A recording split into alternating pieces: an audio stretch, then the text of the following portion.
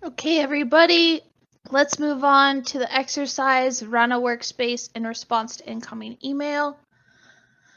To do this, we're going to use the SMTP trigger in an automation, and we do need the public IP address of your Strigo machine.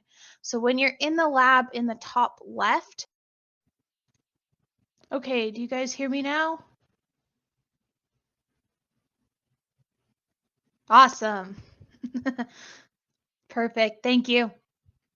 Okay, so in your lab in the top left of there's a toolbar and there's a little settings cogwheel, and you'll need to click machine info, and then you'll be able to get the public IP address for your machine. Then when you go to send an email, you can include your username that you input in the trigger details, and then you're going to put at the IP address. If it for some reason doesn't work with the public IP address, there is also the public DNS for your machine. You can try copying that and using that instead. Unfortunately, I'm going to be sending the email from my own machine, so you won't really be able to see this in the Strigo machine. So I'll leave this slide up if you do need to reference it. But yeah, hopefully everyone's able to find that information to complete the exercise. So now I'm going to share my lab and start. This is the workspace we're going to run. I need to get it up to my FME flow, so I'm going to publish it. I'm going to create the training repository and publish the workspace. Do I need this? I don't need the data files. That's fine. For automations, we only need the job submitter, so it doesn't really matter. So we've got our workspace up there, and I'm going to go create an automation. Oops.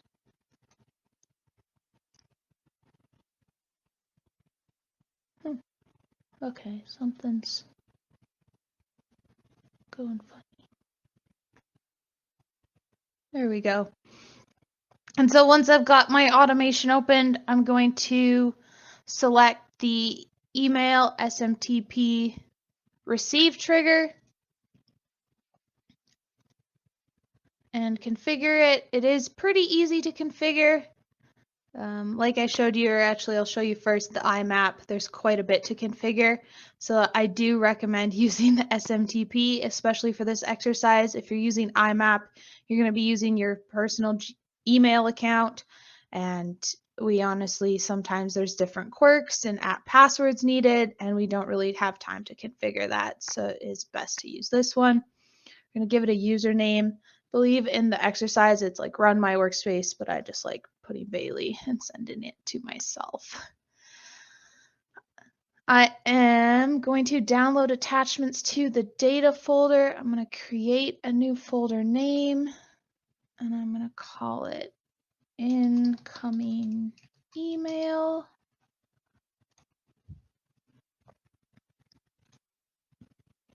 And here's where I click validate to make sure that my email settings are valid. Looks good, so I'm going to click apply.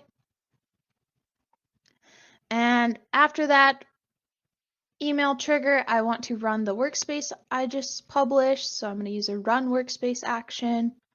Select that training repository, the workspace I just published.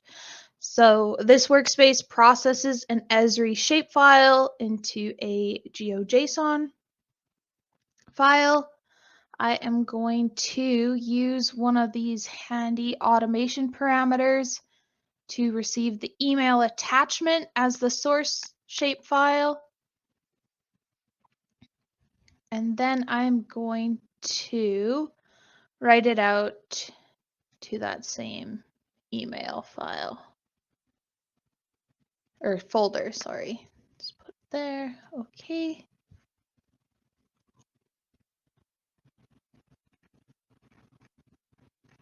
just make sure. Look at this.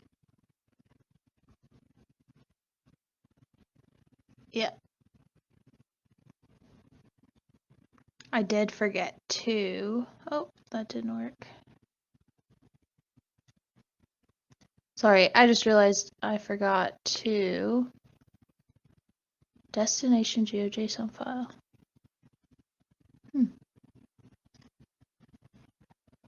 What if I delete that?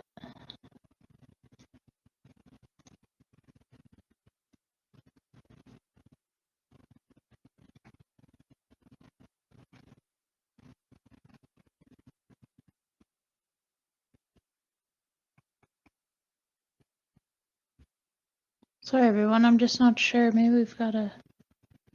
Yeah, it's required. Okay.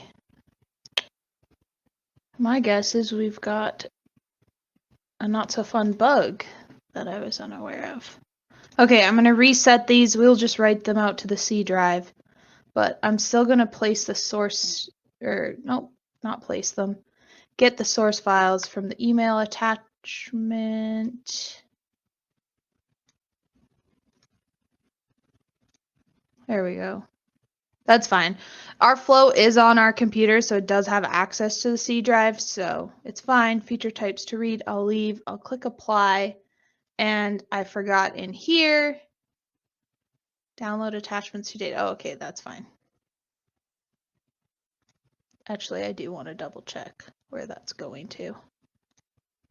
Make sure it's working. Data, incoming email. That looks more like it. Okay. So yeah, we'll just have to leave out that destination GeoJSON file steps just because that's not working. We'll look into that and possibly file a ticket with our development team because it should not be working that way. So now I'm going to save the automation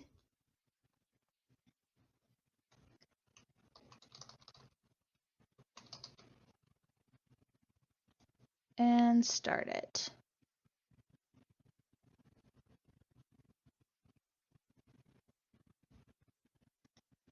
There we go. So now you won't be able to really see me doing this, so give me a moment. But now I'm getting the public IP address for my Strigo machine, and I'm going to my email. And I'm going to send it to Bailey at that IP address. And I've downloaded those shape files as a zip file. I'm going to include those.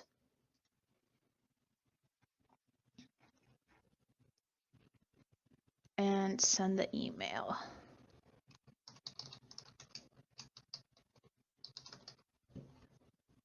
Okay.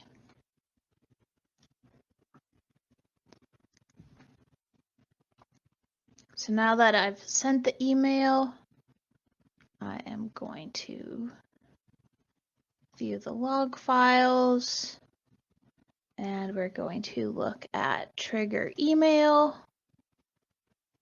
And we can see we've processed an email with subject incoming shapefiles with 1 attachments, which is exactly what I named my email. So that's great. We can see that that's happened. And then if we go to jobs, we can see that the workspace has successfully ran. So I included those shape files as a zip file in my email. It picked up that attachment from the trigger, sent it to the run workspace action, read those shape files and processed it, and then wrote it out to the C drive, not the FME flow resources. But that's okay. It doesn't really matter where it's going out to. The important thing is that it worked and it ran. If I go look at the resources, data, incoming email, we can see that we've got a folder with my zip file that contains shape files. It looks kind of funny on here just because I haven't unzipped the file, but that contains my shape files that I'm processing. So now we'll go 15 minutes to work through that. I will leave this slide up just in case you need to reference it, but we'll take 15 minutes to go through the exercise, run a workspace in response to incoming email. Just remember, don't specify the destination folder. We can leave it default to the C drive. And yeah, let us know if you have any questions or if you need help. It is a bit tricky, so no worries if you do. And I'll see you. Oh, I guess we'll approach the top of the hour. Break. So let's come back at 10:10.